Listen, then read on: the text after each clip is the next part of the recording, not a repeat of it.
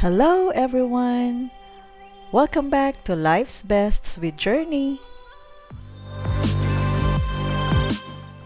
I am happy to share with you how I make my cake pops.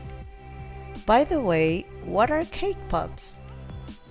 They are simply coated cake balls on sticks. These are very attractive to children because they are not only colorful but also they are delicious and pretty much handy. I made this many times already as these are my son's favorite treat for his friends since kindergarten time.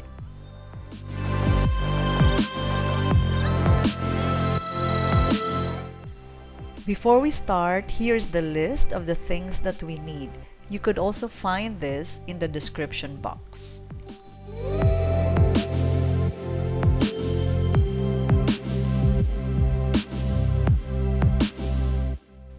The first step is to prepare the batter.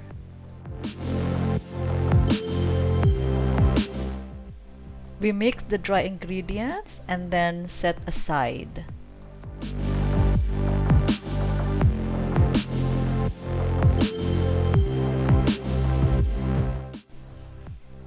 Beat the 150 grams soft butter until creamy.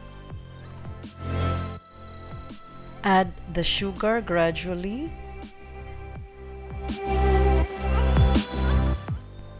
Then we will add the eggs one at a time and then mix.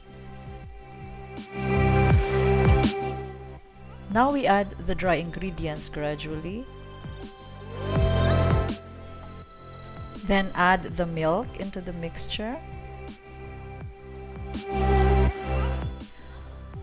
While mixing, we will add the rest of the dry ingredients alternately with the rest of the milk.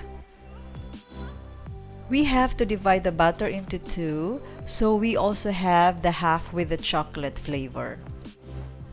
Add about half cup of cocoa powder to this portion of the batter. We are using a cake pop maker to bake the cake balls. To avoid the cake balls from sticking, we have to grease the molds. So far, the easiest way for me to fill the molds with batter is by using this freezer bag. I just cut one corner of this bag big enough for the batter to come out easily.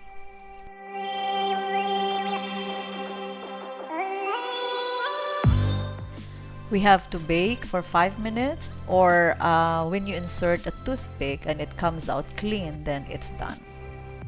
And there they are, really nice round form. I love this cake pop picker because it's easy for me to remove the cake pops from the mold. We are now going to bake the second half of the batter.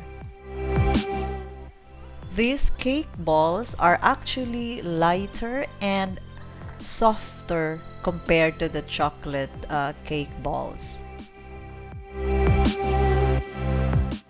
This recipe yields about 45 to 50 pieces of cake pops. You can see excess cakes around the cake balls. We have to remove them.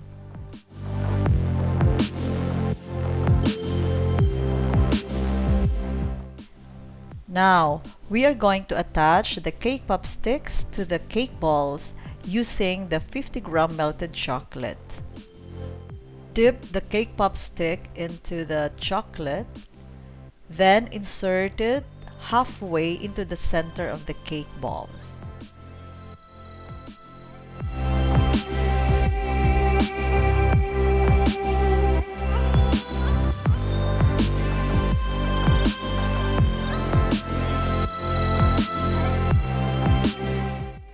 Let them rest for a good few hours until the chocolate becomes hard.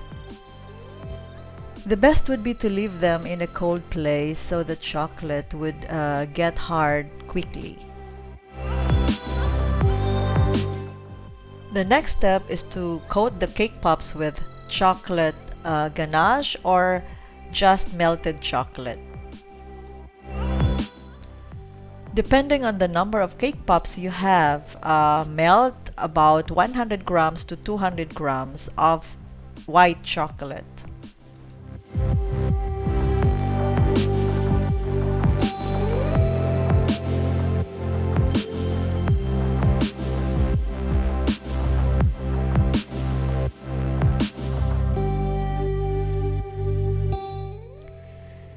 It is actually easy to melt chocolate using this method, a water bath. Actually, you can add here a teaspoon of coconut oil to make the coating glossy.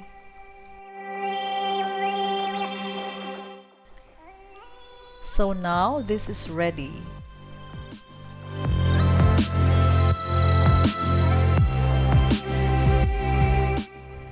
Put the melted chocolate in separate bowls. It depends on how many colors you want to make.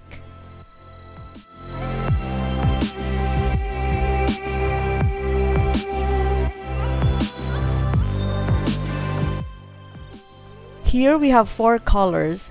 We dip the cake pop into the chocolate and let it stand. Here we have a cake pop stand. If you don't have one, you can use a styrofoam.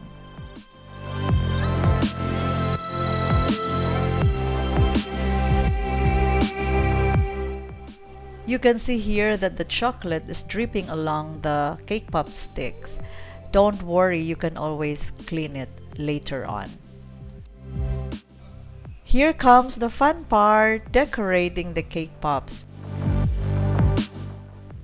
This is actually the best part for the kids to join and have fun being creative.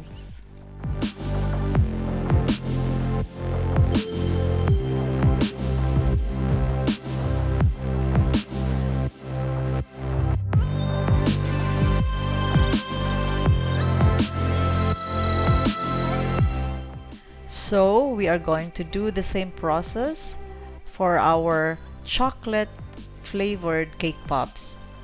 Melt about 100 grams to 200 grams of dark chocolate.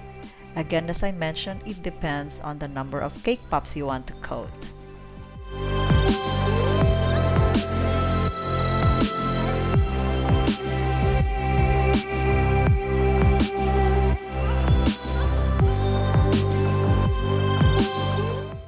I have one important tip to share in choosing your cake pop sticks. Use the one which is made of paper because it really holds better than the plastic ones.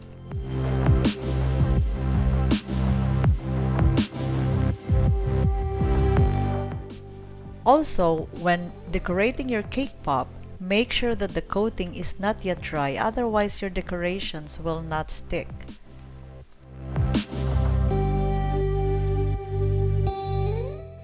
I am warning you that this activity could be so messy. As you can see, the coating dripping down, the decorations falling.